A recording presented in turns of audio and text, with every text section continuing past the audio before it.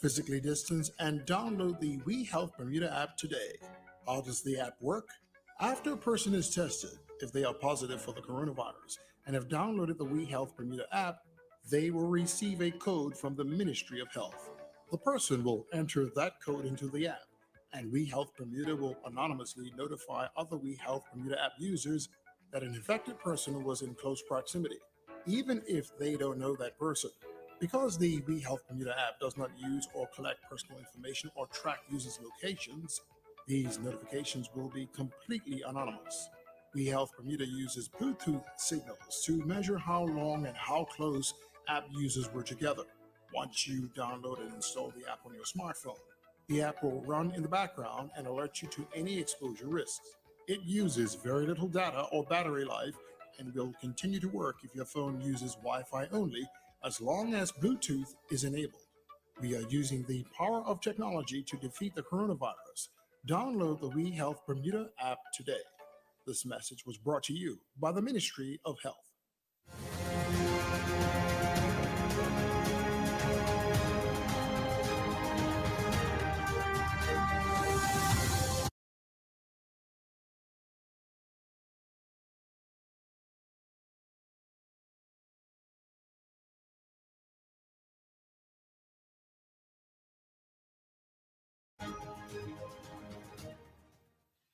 Good afternoon, everyone, and good afternoon, members of the media who are here today for this press conference. I am Walter Raban, the acting premier, sitting in for Premier Burt, who has had a well-deserved break over the holiday season. I am, of course, joined today by the Minister of Health, the Honorable Kim Wilson, and the Minister of National Security, the Honorable Renee Ming. Before I turn over the presentation to Minister Wilson, I would like to start this press conference by offering the sincere condolences of everyone on behalf of the government and the people of Bermuda to the family who unfortunately lost a important member of their family this past week as a result of the coronavirus. I know we all were saddened to hear of this when it happened. No deaths from the virus since May. So we all were moved by the announcement that someone had passed, the 10th person to die as a result of the coronavirus here in Bermuda.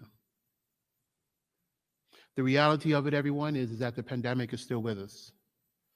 And there was a family, as a result, who was left with an empty chair over the holiday time.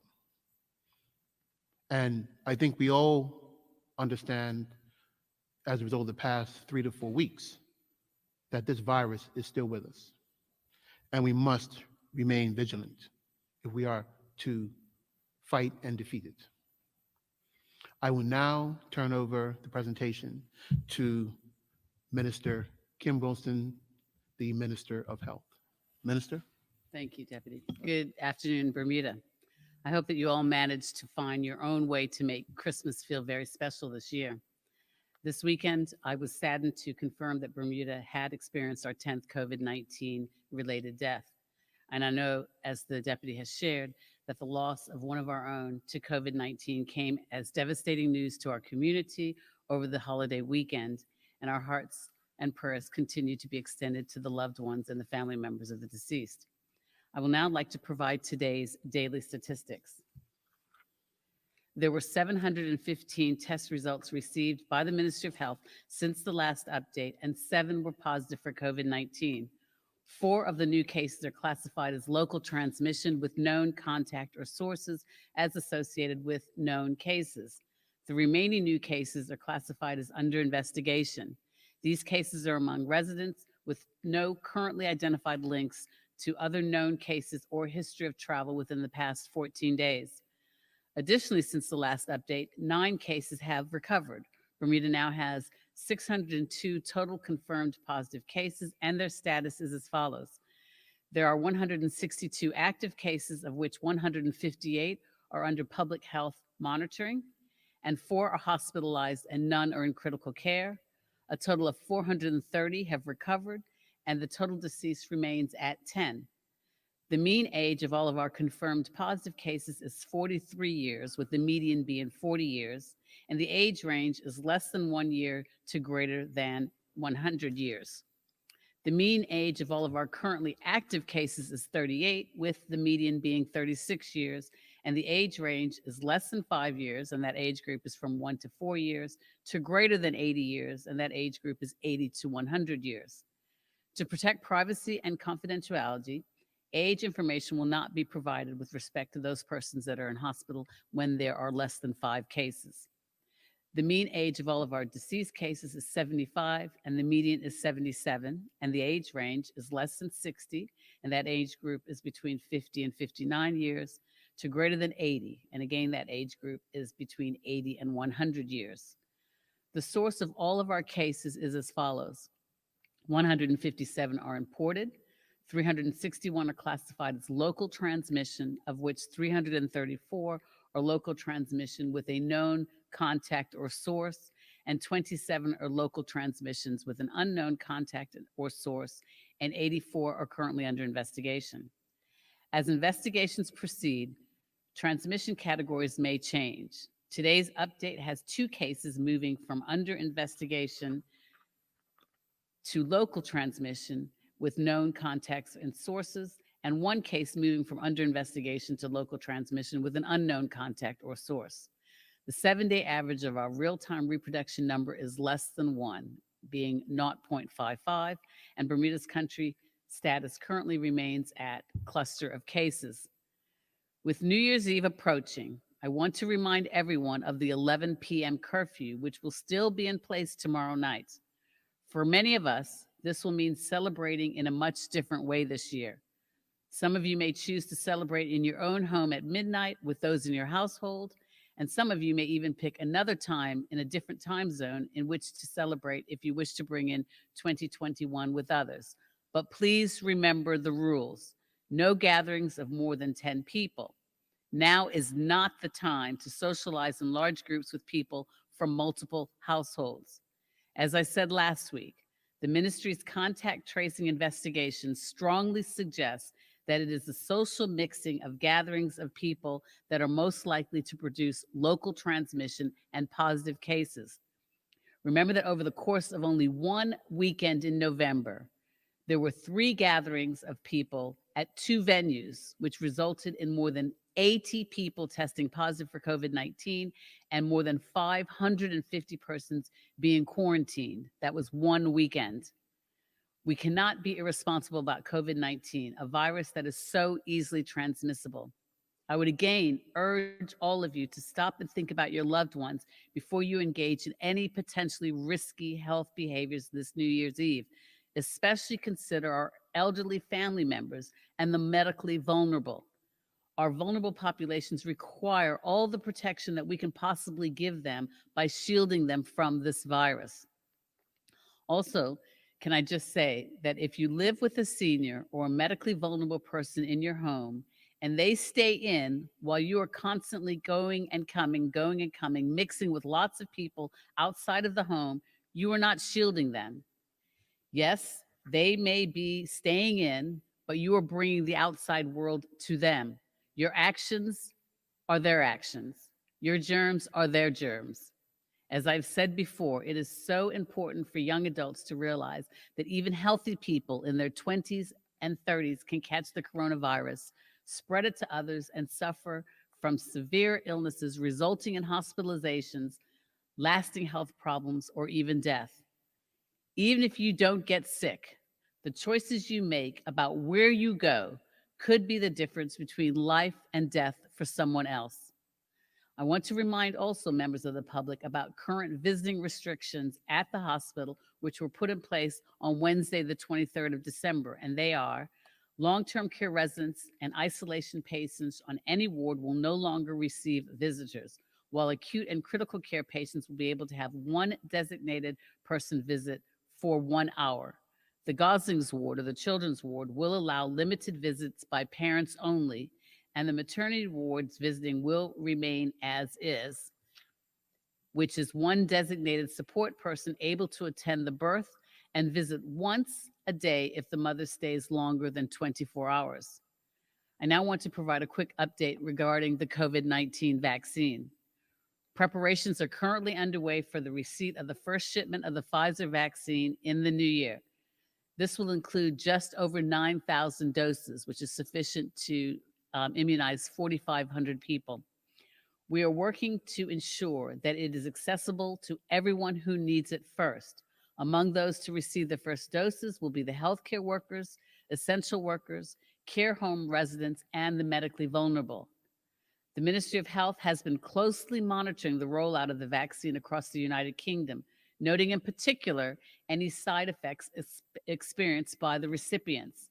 The common side effects are flu-like symptoms, including fever, headache, and body or muscle pain. Questions about pre-existing conditions and allergies are asked prior to the vaccine being administered, but on rare occasions, it happens that a person might not be aware of the severe allergies that they may have. Medical staff who administer the vaccine are equipped with the knowledge and equipment to observe and respond appropriately. We're currently in the process of locating additional sites across Bermuda from which to administer the vaccine, although in the first instance, a central vaccination facility is being planned. Rest homes will be serviced by a mobile team which administers the vaccine. And it is key to note that the vaccine will be available strictly by appointment only. Before I close today, I wish to remind travelers that those returning to the island without a pre-arrival test will have to be fitted with an electronic monitoring bracelet and pay a $300 fee. Additionally, a further reminder regarding travel, the ministry has put in place additional quarantine restrictions for those persons traveling to Bermuda from the United Kingdom or for those who have traveled in the United Kingdom in the past 14 days before arriving to Bermuda. Regardless of whether or not those UK travelers have a pre-arrival test, they will be required to quarantine in their accommodation for 4 days and cannot be released from quarantine until after their day 4 negative test results have been received. This will provide an added layer of protection for all of us. I will make a comment about quarantine generally. When the ministry directs you to quarantine for a specific period, you are told the date that you will be booked for another test so that the public health officers can make a decision as to whether you are ready to be released from quarantine. For example, if the quarantine is for 14 days, you will be booked for a follow-up test on day 14. However, we know that some people are booking their own tests on day 3, 5, or 8 in the hope that a negative test result will release them from quarantine more quickly. That is not correct. It will not release you from quarantine more quickly. There is no point in booking your own test or for your employer to demand that you do so, because the quarantine period is determined by the Ministry of Health, and the decision to release someone from quarantine is also made by the Ministry of Health. It is also extremely irresponsible to move about the island, going to different test sites or your doctor's office when you could be positive for COVID-19. Please stay put. In closing, I would like to remind the public about the availability of the Community Mental Health Wellbeing Hotline at 543-1111, and the line is open Monday to Saturday from 5 to 9 p.m. Be safe, Bermuda. Thank you. Thank you, Minister Wilson. And I'd just like to personally thank Minister Wilson and her team under her leadership at the Ministry of Health for all their outstanding work. It's very clear over recent weeks they have been under a considerable amount of pressure. You all have worked very, very long hours, over weekends, almost 24 hours a day from earlier this year. So Minister Wilson and her team deserve this country's gratitude. They certainly get it from myself, and they deserve it from every resident of this island. And you deserve our gratitude and appreciation. I will now ask Minister Ming to make her presentation. Thank you, Minister Ming. Go ahead. Good evening, Bermuda. This evening, I will address occurrences during the Christmas holiday and emphasize our need to continue to act responsibly during the looming New Year's celebrations. First, I wish to thank all of Bermuda for making responsible decisions and taking the necessary precautions to protect them and their families. Generally, we had a relatively peaceful holiday period.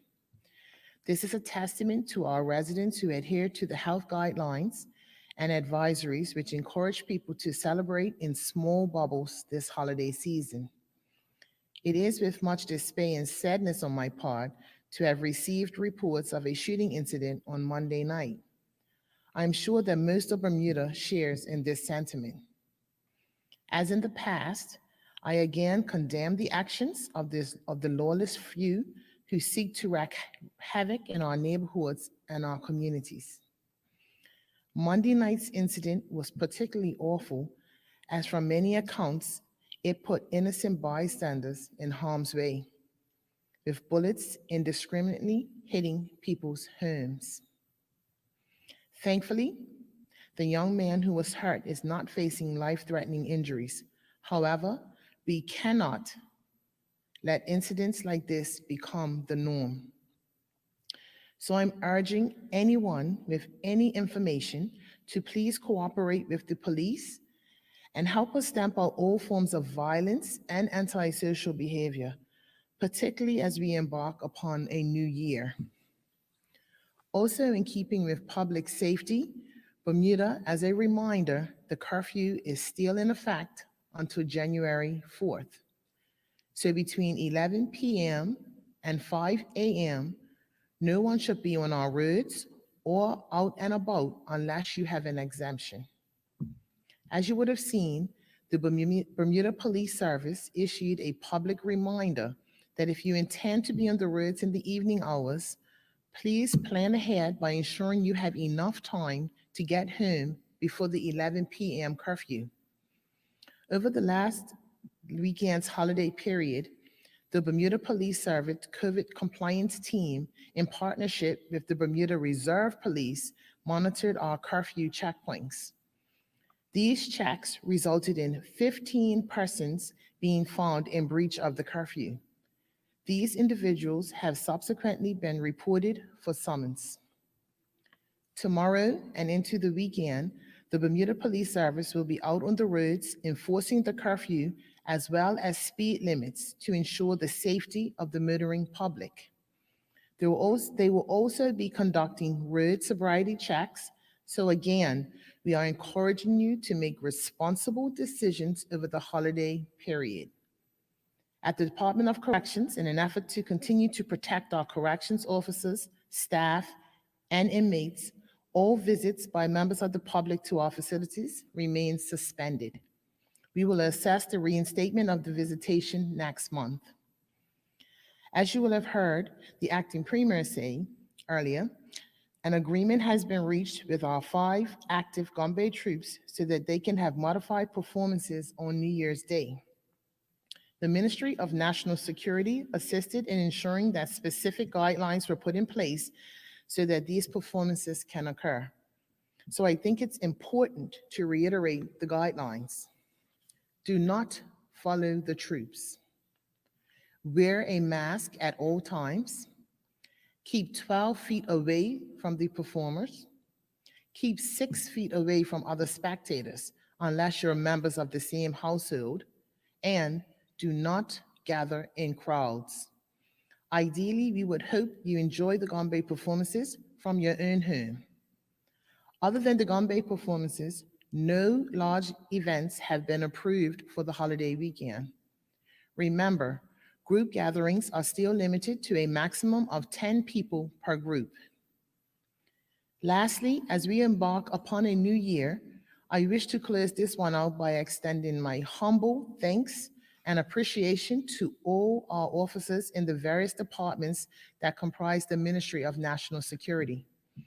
I'm referring to the officers in the Bermuda Police Service, the Bermuda Fire and Rescue Service, the Department of Corrections, the Royal Bermuda Regiment, the Disaster Risk Reduction Mitigation Unit, the Customs Department, the Gang Violence Reduction Team, the Cybersecurity Section, and the support staff at the ministry headquarters, including one team member who demonstrated strong leadership and oversight to the team at the airport who had the responsibility for placing the quarantine bracelets on residents and visitors to Bermuda.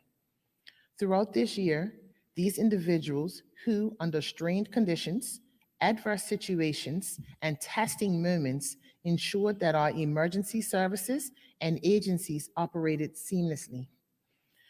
Through a pandemic, through hurricanes, through back-to-back vehicle fires, and most recently an island-wide blackout, the men and women in these departments have stood firm for the people of Bermuda. There were some extraordinary examples of courage. I'm referring to Sergeant Demir Armstrong and Corporal Nathan Frick, the two Royal Bermuda Regiment soldiers who were recently awarded Commander-in-Chief commendations for their. We also acknowledge our team of emergency medical dispatchers. Their empathy and clarity when responding to emergency fire and medical calls to assist people who are undergoing traumatic experiences must be applauded. They do it often under stressful circumstances, and I publicly recognize their extraordinary efforts during this difficult year. And a special thanks to our gang violence reduction team who have visited families, neighborhoods, and communities that have been devastated by gun and knife violence this year. They've provided support and guidance and have helped calm some of the most tenuous situations. They are just a few examples of the countless acts of sacrifice and commitment that we have all witnessed this year. I truly wish I could highlight them all. But to all of you on the front lines, know that we are heartened by your service. I wish to thank all of the families for also sacrificing your absence away from your homes to ensure that our island home remains safe. I'm thankful to each head of department in the ministry for ensuring that they have robust strategies in place to reduce the impact of the pandemic on the workforce. They have all implemented measures to mitigate the spread of the virus and, as necessary, have worked diligently with the epidemiology and surveillance unit to manage COVID-19 exposure risk and to ensure that all their procedures and policies are in line with the guidance provided by the Ministry of Health. I know that the people of Bermuda join me this evening in collectively thanking you for continuing to safeguard and protect us under the unprecedented circumstances of 2020. On behalf of the Ministry of National Security, thank you for your stellar service, and I wish you and your families a safe, healthy, and prosperous New Year. I'd also like to take this opportunity to wish each and every one of you a safe and prosperous New Year and continue to make common sense decisions. Thank you, Bermuda. Thank you, Minister Ming. I wish to join Minister Ming tonight in condemning the acts of violence which took place, unfortunately, on our streets Monday night. And as Minister Ming has said, encourage those who have information about this incident and any other gun-related incidences to contact the Bermuda Police Service. If you know something, you should say something. I would also like to express my appreciation to Minister Ming and the team under her at the Ministry of National Security for all their work, and especially referencing all the departments that Minister Ming mentioned tonight. They have all, along with the Ministry of Health team, done service beyond their call. And certainly the team and all the departments and persons at the Ministry of National Security have been working 24 hours to keep Bermuda safe. So I wish to thank them on behalf of all of us. This Christmas has, of course, been different for most of us in Bermuda. There have been smaller gatherings of our families, and sometimes no gatherings. Many had to stay within their social bubbles and exercise extreme care while moving around throughout the Christmas holiday weekend. I also heard some very heartwarming stories of families who found interesting and new ways to share Christmases with, of course, the use of technology. Some were Zooming, some were Skyping, all through the holiday period. Of course, using WhatsApp, which is a tool that keeps many of us connected. To everyone who worked to help reduce the spread of the virus throughout this holiday, I wish to, of course, thank all of you. While our Christmas celebrations this year may not have been like we're used to, but it's still been a good holiday. We still have our traditions. There is one tradition that we have been able to modify just slightly, and Minister Ming spoke to that a little earlier, and to the messages that the government has put out in reference to the gumbays. Yesterday, I issued a joint press statement with the Minister of the Minister of Youth, Culture, and Sport, the Senator Honorable Dr. Ernest Peets, giving guidelines related to how and where the gumbays will be performing through New Year's Day. If I can just add that the gumbays were very willing to support similar efforts over Boxing Day. So what we're doing on New Year's Day is a follow-on from some of the efforts that we work with them to put in place for Boxing Day. And I wish to extend a sincere thank you to the leaders who are the gumbays and the troops who worked with the government agencies to find a solution that will allow them to perform safely for the public. The guidelines include that the troops performing between the hours of noon and 10 p.m. will be in groups no larger than 10, and no spectators, I repeat, no spectators will be allowed to be within 12 feet of the performers. Spectators must wear masks and keep 6 feet from each other. This will be enforced by a group of marshals provided by the gumbays themselves. The guidelines for observing the gumbays can, of course, be found where you can find much information about the virus and what the government is doing on the website coronavirus.gov.bm. I wish to extend the government's appreciation to everyone who worked hard to make this adjustment so that we could enjoy this important cultural experience possible. We all acknowledge that the gumbays are an important part of Bermuda's heritage, and I am extremely pleased that we can begin the new year of 2021 by observing and continuing to celebrate this very important part of our culture. I will now talk about the help that is available to everyone and to those who are not working, perhaps due to no fault of their own, certainly no due fault of their own, and what the government is doing to support them.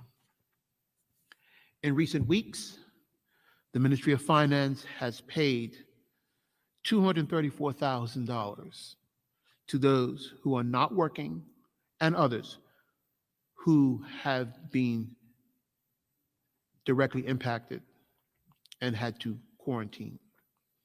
The first group are verified as employees of bars, nightclubs, and members clubs that have been closed due to the current COVID-19 restrictions. The total benefit for these people is $500 a week for the period that these restrictions are in place. The spirit of this benefit is to compensate individuals who work at these establishments and have been unable to earn an ordinary salary. The initial benefit for 4 weeks or $2,000 has been paid to individuals who completed and submitted the proper application process. This included verification from their employer. The government may extend this benefit further if it is seen to be needed to do so. Those who have submitted their application and not received information or payment should contact their employer to make sure that they have completed the necessary documentation to support their application. So far, 74 people have been paid a total of $148,000. The other group that has been approved for financial support are individuals who have been directed into mandatory quarantine or isolation by the Ministry of Health.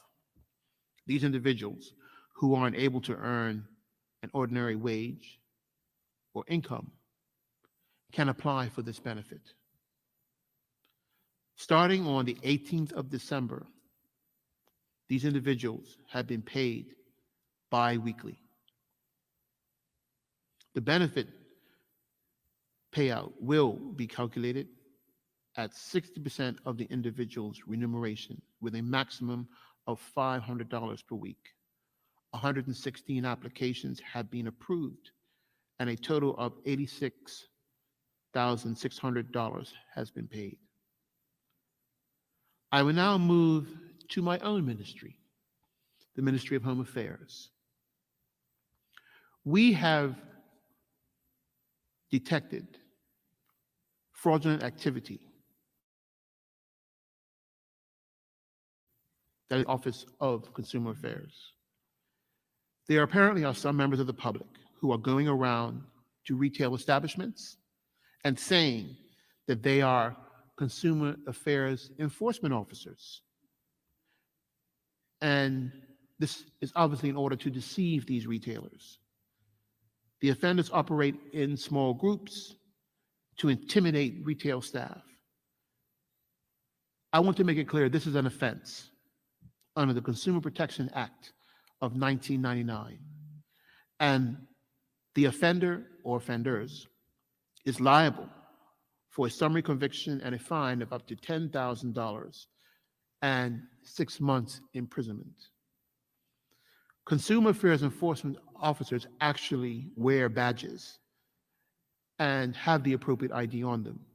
So if you are approached by someone who's claiming to be a consumer affairs officer, immediately ask them for their identification to verify the person is who they actually are. If the person does not provide the badge or ID, immediately contact the Bermuda Police Service and provide the appropriate physical description. If you know the person, please give their name to the police as well. If you find that you have been a victim of any fraudulent behavior of this nature, please file a complaint immediately with the Office of Consumer Affairs. And please call the number 297-7627 so they can investigate and ensure proper prosecution of the offenders. I will now talk about the We Health Bermuda app. The app was, of course, launched on the 11th of December. It has been almost 3 weeks since its launch, with 17,500 people have downloaded the app. If you don't already have the app, you can download it from the Apple's App Store or, of course, Google Play. You can find it by searching for We Health Bermuda. And let me remind you that it is free. The We Health Bermuda app is designed to help slow the spread of the virus by notifying app users of the potential exposure to COVID-19. It is one of the most sophisticated apps available anywhere in the world for helping to control and minimize the spread of COVID-19. When smartphones that have the WeHealth app installed enable Bluetooth and exposure notifications are near each other, the app uses anonymous Bluetooth signals to determine how close the devices were and for how long. Once a person receives the positive COVID-19 diagnosis, and if they have the app on their phone, they will be issued with a random verification code by the Ministry of Health. He or she will enter the verification code into the WeHealth Bermuda app, which will automatically and anonymously notify app users that they have an infected person within their proximity, even if they don't know that person.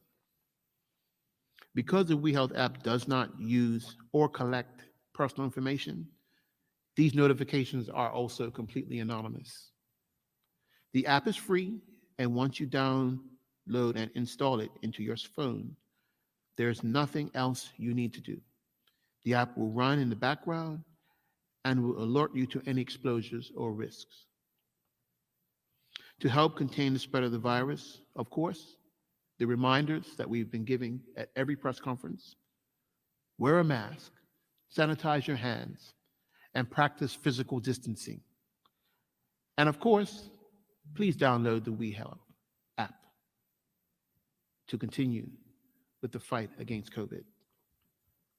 And also, please encourage your friends and family and coworkers to do the same, to download the app too. If you have any questions about the WeHealth Bermuda app, visit www.gov.bm/WeHealth or email COVIDapps, COVIDAPPS, @gov.bm. And in closing for my remarks, I want to, as my colleagues have already done so, remind everybody, firstly, of please follow the restrictions, please follow the guidelines, and continue to do so that we can be successful with dealing with this virus through the New Year's. And a reminder that the curfew, as ministers have already stated, is from 11 to 5 a.m. There can't be any gatherings of more than 10 people, and you are strongly encouraged to remain within your social bubble and no more than 3 households coming together. As with Christmas and other events in the year, we will have to find new ways in 2021 to celebrate. Many of us will, of course, be in our homes celebrating with family and friends, near and far, and using technology to ensure that this can be done. 2020 has been a very tough year for everyone, and maybe a year that we do not wish to remember, because we have had to change so much of our behavior, modify how we work, how we attend school, all of our routines. We've had to learn to wear a mask when we were told for many years you don't wear a mask.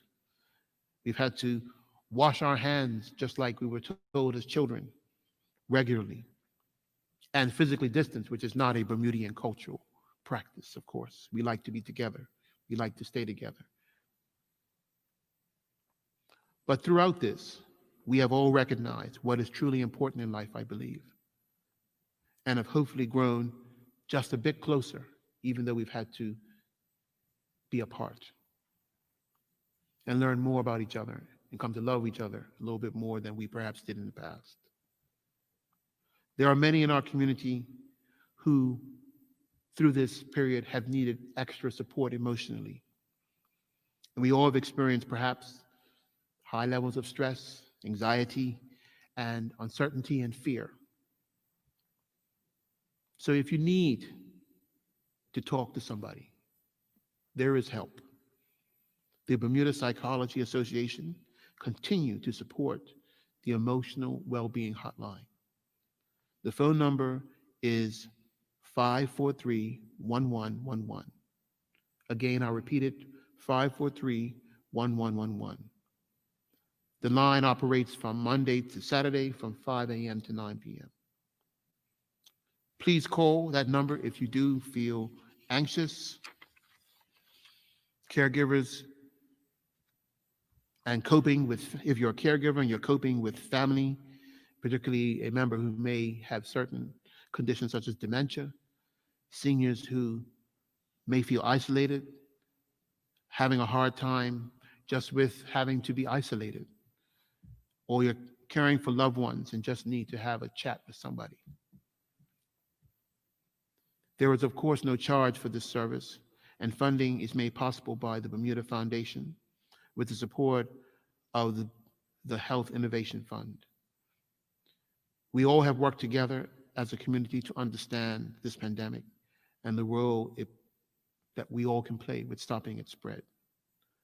I wish to again thank everyone, especially all those essential workers in the healthcare, the public service, in our grocery stores, and other agencies that provide helping services, and of course the charities which are hardworking and have been working all through the year to provide support where it is needed. Additionally, there are many who perhaps don't fit these categories that I've mentioned, but it's important that we remember them as well. Our strength was tested as a community, as an island, in ways that we had never seen before in the year 2020. We bent, but we did not break. We have proven that we can be creative and innovative, but also resilient and determined. We identified new ways to provide ourselves and to take care of ourselves, different products, different services, and we built on the success that our country has already had and has allowed us to survive as a little piece of limestone rock in the middle of the Atlantic Ocean. And we have worked together to survive and to provide each other support. On this eve of a new year, I again thank everyone who has made a difference in all of our lives. And I wish, as my colleagues have already done, wish everyone, members of the media who are here today, and those who are listening and watching, a very peaceful, healthy, and prosperous 2021. Happy New Year's to all of you, and thank you. I now will take questions, as will my colleagues from the media. Good evening, Owen Johnson Barnes with the Royal Gazette. I'll start off with, I have a few questions about the vaccines. First of all, do we have any update on the COVAX vaccines? When they might be arriving on the island, when they might be coming, that sort of thing? The last update that I received indicated that the COVAX vaccines would probably arrive at the end of Q1, so end of February, March. We're anticipating that. That's the last update. And of course, we were supposed to be getting 9,000 vaccines on the island very soon. Can you say, do we have any information about follow-up shipments? Obviously, having 9,000 is a fantastic start, but will we not get any more until later in the month or February or? Those discussions are taking place between ourselves and Government House through the Foreign Commonwealth offices. They have indicated, they meaning the United Kingdom, that they will be providing to Bermuda as well as the other OTCs the same level, the same proportion in which they receive themselves. So we are certainly anticipating far more shipments as well, in addition to the 9,000 that we anticipate getting very soon. However, with respect to a definitive date, we don't have that information as of yet. But certainly when that information becomes available, the public will be made aware of that. Now, the UK is also moving forward with the AstraZeneca/Oxford vaccine, which I understand got some green lights today. Yes.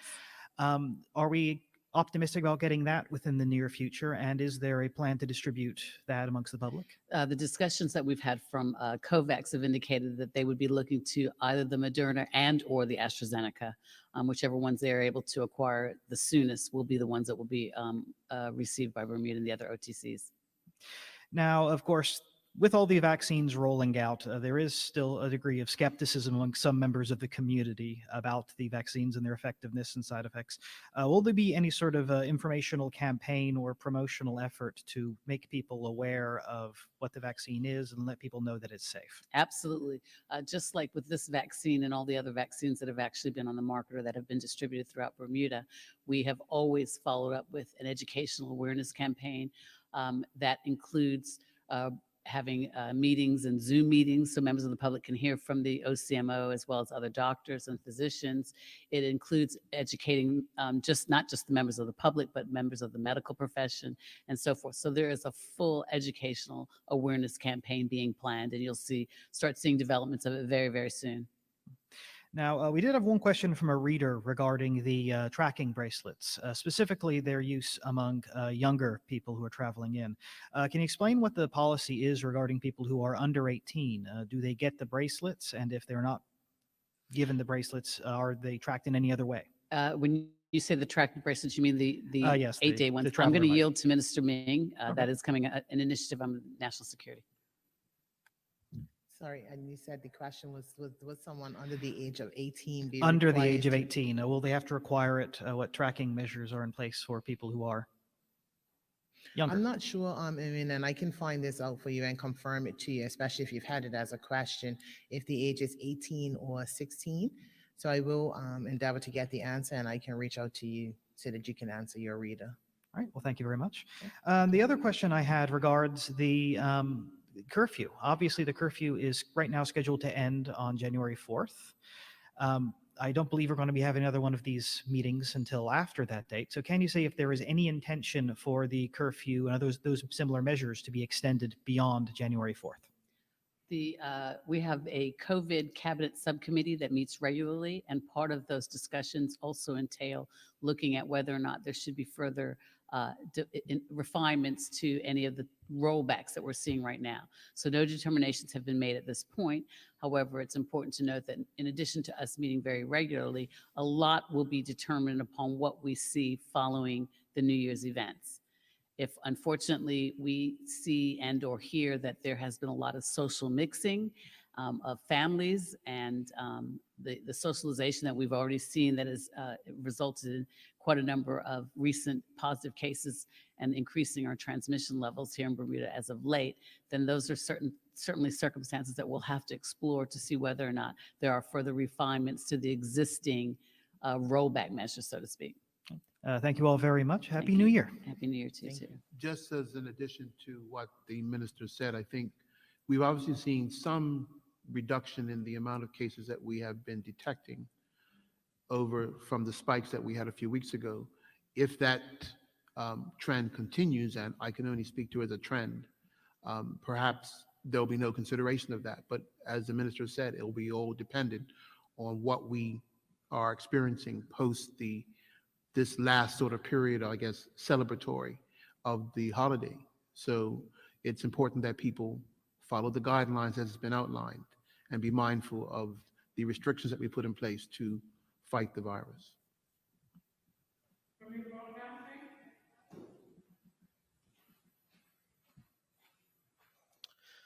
Good evening. Good evening. Acting Premier, we know that the U.S. Consul General Lee Rizzuto told Premier Burt recently in the presence of Governor John Rankin that he was willing to get the remaining vaccines needed to cover 40% of this country.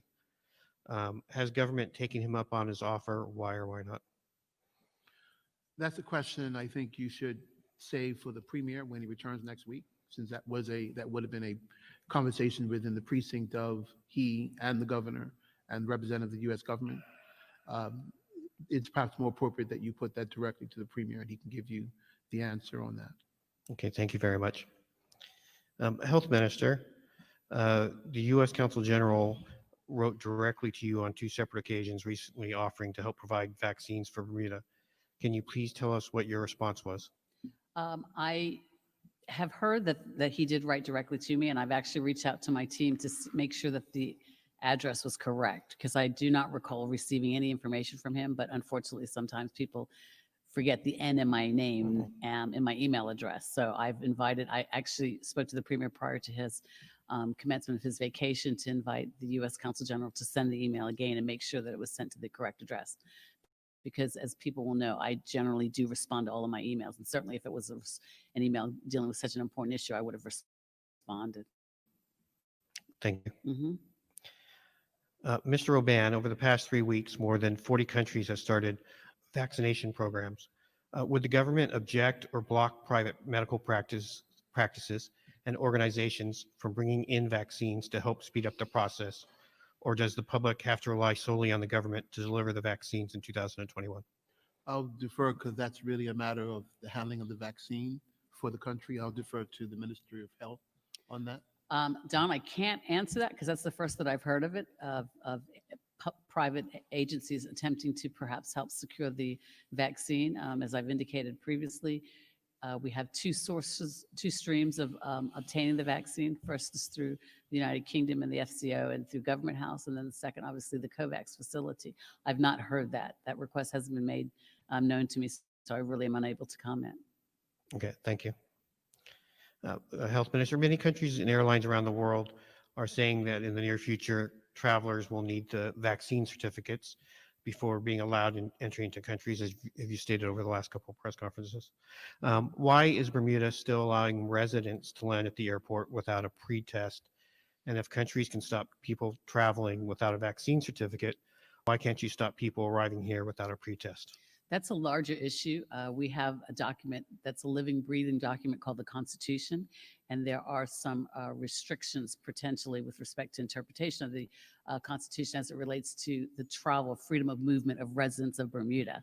So those are some overarching issues that must be considered as it relates to entry into Bermuda. However, what we have often encouraged residents is that non-essential travel should be restricted. You should not be going away unless it's for essential reasons, which is one of the reasons why we have taken steps to increase the fee to $300 for persons arriving without a pre-arrival test.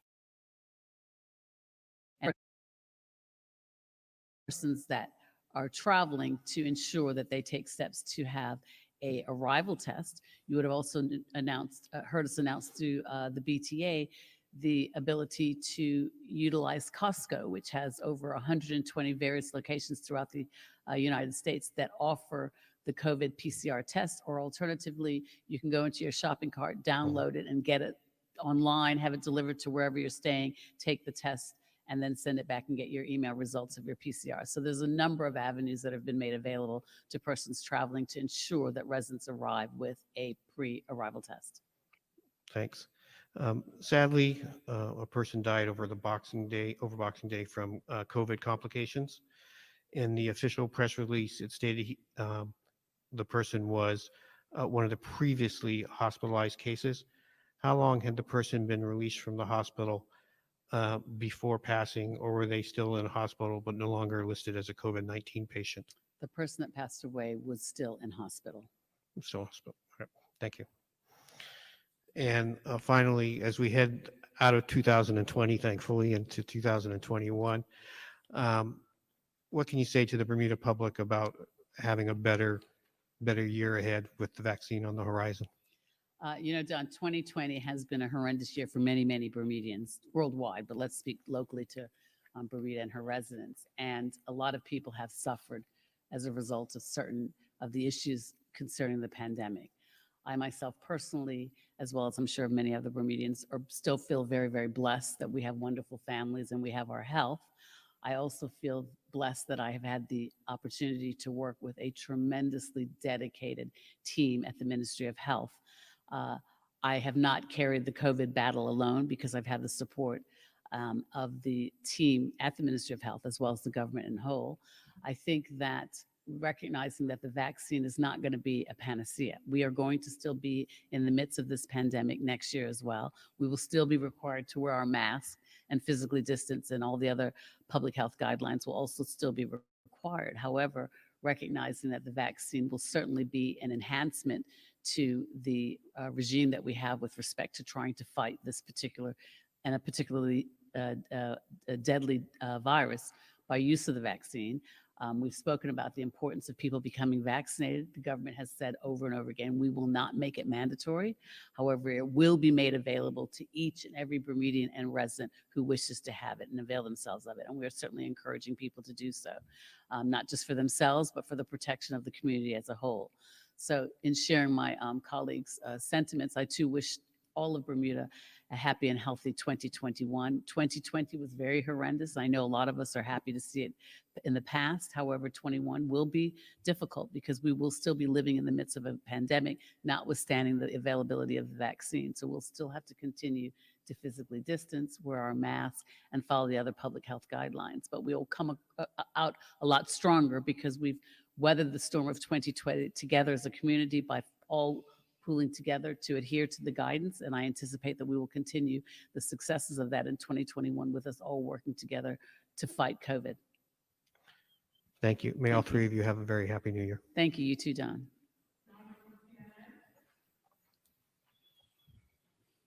Good evening, Trevor Lindsay from TNN. Minister, out of all the positive cases, how many, Minister of Health, I should say, out of all the positive cases, how many been symptomatic versus asymptomatic? Do you have the numbers? Approximately 40%. That's consistent with worldwide averages, that approximately 40% of persons that test positive for COVID-19 are asymptomatic. Okay. My next question, what is the cycle rate for PCR tests here in Bermuda?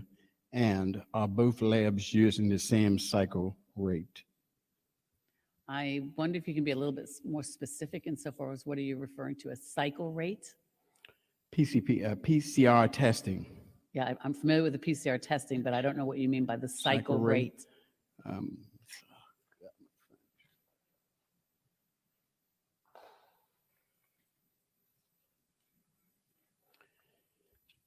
I'll pull it up. Let me go to my next statement first, Okay. and I'll come back to that.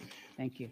My next question, Minister, what would there be a choice of vaccines people can choose from, especially with health conditions?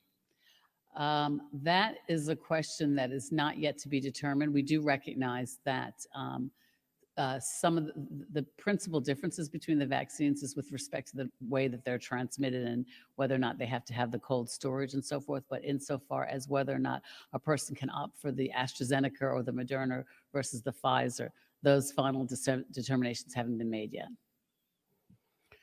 Okay, that I'm going back to the other question. What I'll do, I'll email you it's a very large questionnaire, so Okay, you can ask them to email. Okay, that's fine. I'll email it to you. That's fine. Minister of National Security, a convicted sex offender was released after serving supposed to be 5 years. He was sentenced to 5 years in prison last February. He was released on Christmas Eve this year. Why wasn't the public advised on his release? Sure. First of all, Trevor, thank you for your question. And the ministry does not actually speak to specific inmate cases. What I can say is that the granting of parole is subject to a specific criteria. And it would be if there was a public notification that had been determined, that would come from the Attorney General's chambers. Thank you. Back to Minister of Health. Last Tuesday, the CDC released a statement. Matter of fact, last Tuesday morning, they released a statement stating Bermuda as being a high-risk COVID-19 location, as our positive numbers for at least 3 weeks were in double-digit figures. Since then, reports on that same date, here in this press conference, I think it was last Wednesday night, we had 6 positive. The next night, we had 0. And a few days after that, up until today, is 14, 20, and 7. Why and what happened? Why and since then, why or what has happened for these positive numbers to change? As many have noticed, the fluctuation and change since this report, I guess. Okay, if I understand your question first, the one thing is with respect to the level 4 rating that the CDC provided to us recently, and that was as a result of. Has the level changed? No, not to my knowledge, but that was, it's a period, there's, if you look online on the CDC website, it speaks to the level, and I want to say it's 150 over a series of 7 days or something, but it's specifically spelled out by the CDC. Insofar as of us getting that level to be reduced, or for that change, you'll recall similarly, we had a situation, I think it was around May or April, where they inadvertently placed Bermuda on a different category that wasn't consistent with the level of clusters of cases that we had in Bermuda. We were at sporadic cases, and they incorrectly identified Bermuda, which of course was adversely affected our tourism product. However, having said that, we will continue to monitor the status, and if our hope is that we will continue to see a reduction in our cases, and at that point the CDC will be approached so that they can make the requisite changes to their classification, because they do review it from time to time, but they also look at the real-time reproduction averages as well as the number of cases. And because we are on a downward trajectory, you'll see our real-time reproduction was 0.50 today. So we'll continue with that. Then it is anticipated that our level 4 standing will also change. Have you noticed a change since we've been into this curfew time period? Have you noticed a change in positive numbers coming down? Well, you would have seen, let me answer that in 2 ways. One, you would have noticed in the last couple of days, we have seen a reduction in our numbers. However, as I said previously, many of the local transmissions have been as a result of the one particular weekend in November. We've spoken about, and I know this is Dawn's favorite conversation, concerning the modeling and the lead and lag measures.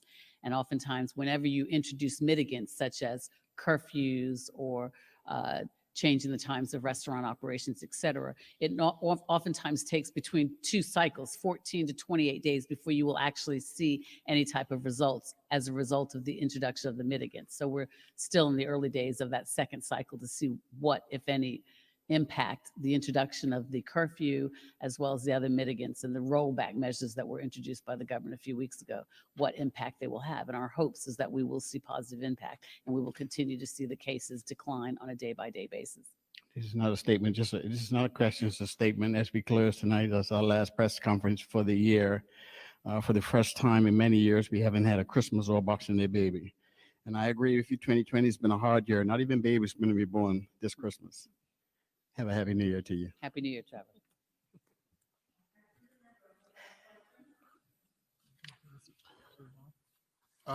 Before we close, I would just like to turn the mic back over to Minister Minks, who I believe a question was presented by Mr. Burgess, and she has an answer for his question, one of his questions. Surely.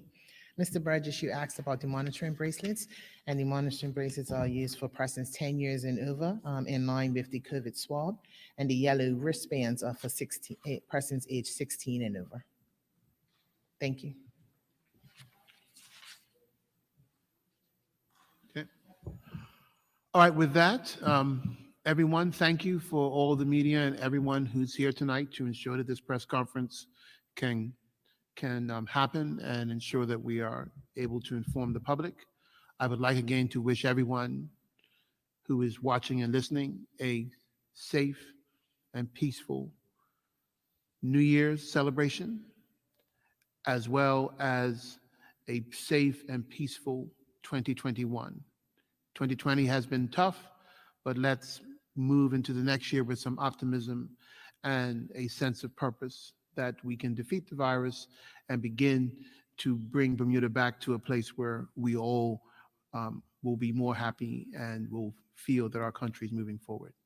And with that, I wish to wish everyone in Bermuda, again, a peaceful and prosperous new year, and of course, good night.